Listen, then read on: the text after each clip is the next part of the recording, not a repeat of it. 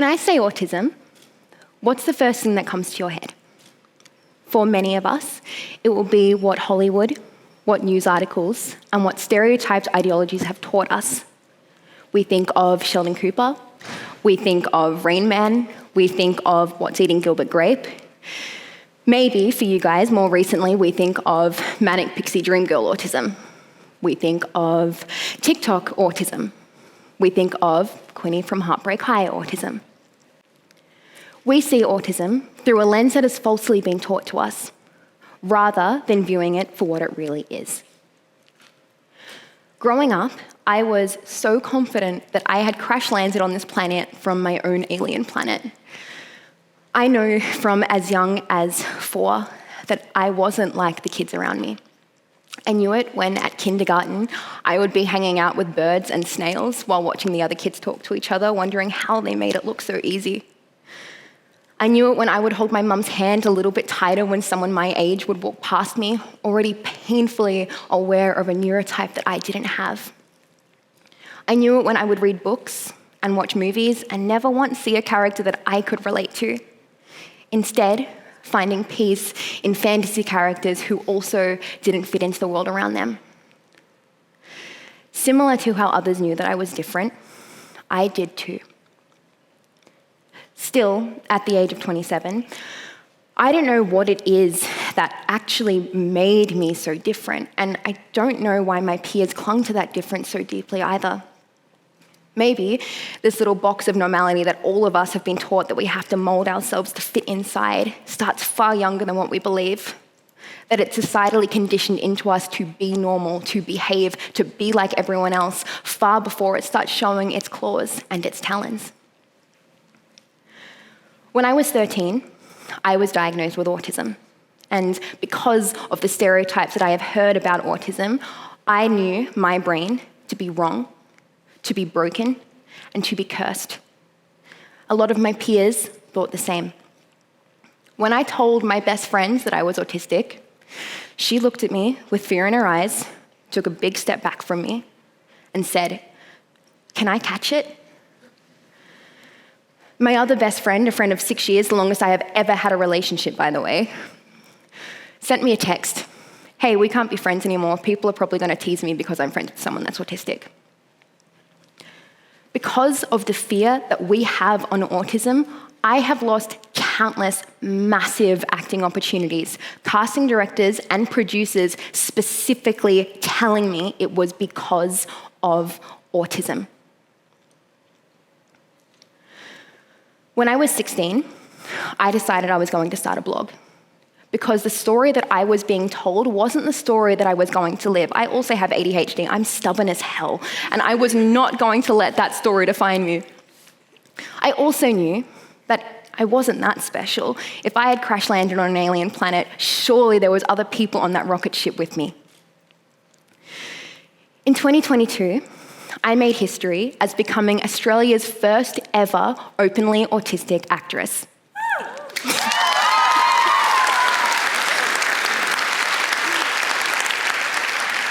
My character Quinny in Heartbreak High made history in her own right as being one of the first ever autistic characters to actually be played by an autistic person.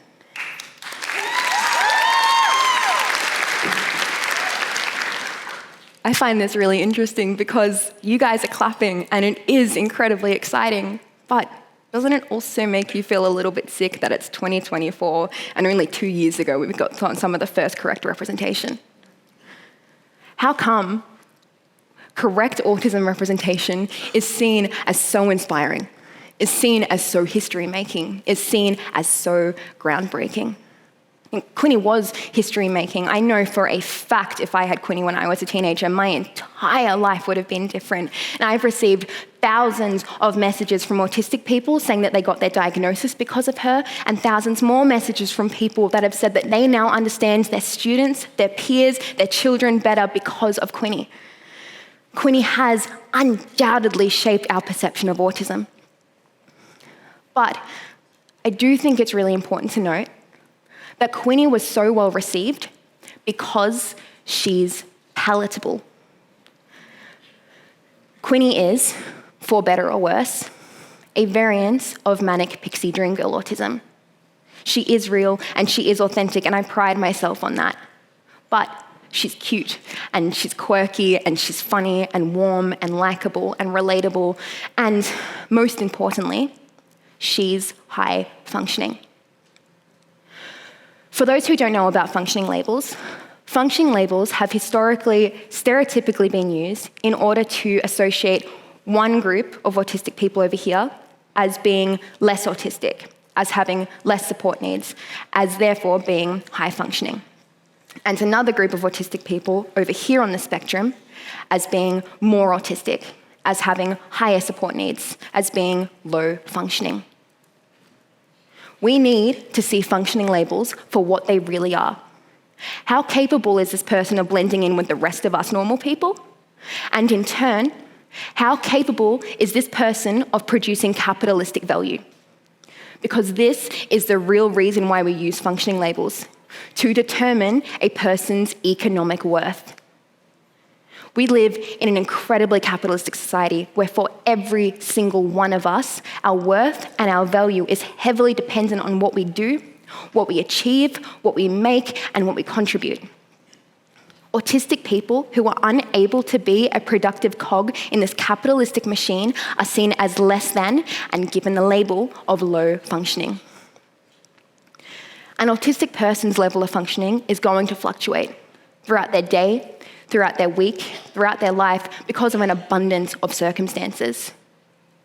You see me standing on this stage today. I'm wearing a bright outfit and colourful makeup, speaking a pre-written script in front of all of you. Today, I am high functioning. Tomorrow, there is a high chance I will not be able to speak at all. My husband is going to have to dress me, feed me, shower me, and be my complete caretaker. Tomorrow, I am low functioning. Functioning labels, as we know them, do not exist. The autism spectrum is not a linear spectrum in which one end is a little bit autistic and the other end is a lot autistic. It is more so a colour wheel, a colour spectrum of autism. If you are autistic, and only if you are autistic, comments of, oh, but everyone's a little bit autistic are not welcome here, you can happily leave, then you are on this colour wheel. Your hex code of autism represents your strengths, your struggles, your likes and dislikes, your habitat, where you are in your life at the moment, and how society perceives you, amongst a million other factors. Just as no colour is more or less than another colour, no autism is more or less than another autism. So, how do we start to unlearn what we know and relearn what we need to know? The answer is embarrassingly simple. Listen to autistic people. For so long, we haven't been heard. We haven't had voices. Our voices have been silenced and shut down and cast out. We cannot afford to do this anymore. We need to see the voices so we can be. We need to see autistic people in media. We need to see them on TV shows, in movies. We need to see them in leading roles. We need to see them giving TED Talks. We need to see autistic people behind the cameras. We need to see them as directors, in writers' rooms, as teachers, as doctors, as politicians in positions of power, because autistic people are good as hell at doing that. We need to make sure that we are seeing BIPOC autistic people. We need to make sure that we are seeing high support needs autistic people. We need to make sure that we are seeing non-speaking autistic people and every other minority group of the hex codes of autism that are not currently being represented in all of these positions too, so that it isn't just Sheldon Cooper and manic pixie dream girl autism that we grow comfortable with, but all hex codes of autism. Because I'm tired of being the first. I don't want to be the first. I don't want to have to be history making. I don't want to have to be the representation. Have you guys noticed that we never ever hear the phrase straight white man representation? Being the representation is tiring. It is responsibility inducing. It means that I am constantly up for public debate. It means that people tune into my social media and they either see themselves or they think it is fake and false. It means that I am either sent messages of appreciation or daily death threats. It means that I am constantly too autistic or not autistic enough. It means that my support needs are constantly up for a public debate that I was not included in, despite no one having any clue what happens to me the second I get off this stage. Contrary to what people may think of me, an autistic person who is known for being an autistic actor, mainly doing autistic roles, who is an autistic advocate for autism, I don't really want to be the advocate for autism. And I certainly do not want to be labelled depending on how valuable I am to society. I just want to be. If you are autistic and you are in this room today, I need you to know that you hold so much worth and so much value exactly as you are. I also think it's important for you guys to know, as a side note, that whatever it is that you are studying, whatever career it is that you want to go into, I want you to have a research at the top people in that career. I promise you they're autistic.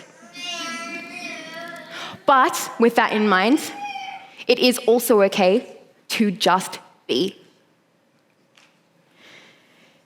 If you are not autistic and you're in this room today, I'm assigning you an incredibly important job to do.